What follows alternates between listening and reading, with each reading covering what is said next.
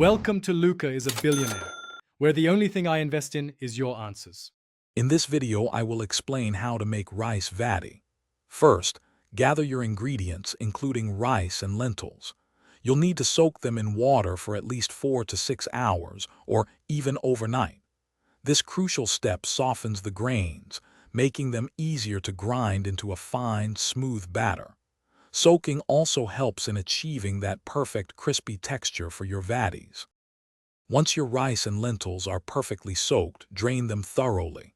Now it's time to grind them into a fine, smooth batter. You can use a wet grinder or a powerful blender, adding a little water if needed.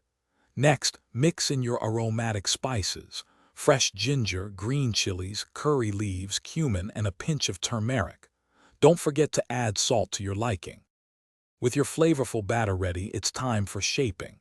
Lightly grease some plates or plastic sheets. Using a spoon or your fingers, carefully spread small, thin portions of the batter to form your vadis. They should be about 2 inches in diameter.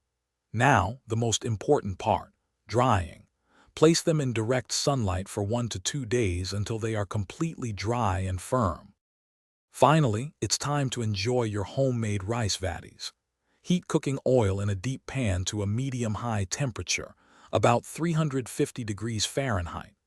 Carefully drop the dried vadis into the hot oil, frying them in small batches. They will puff up and turn a beautiful golden brown in just a minute or two. Serve these crispy, delicious vadis warm with your favorite chutney or dipping sauce.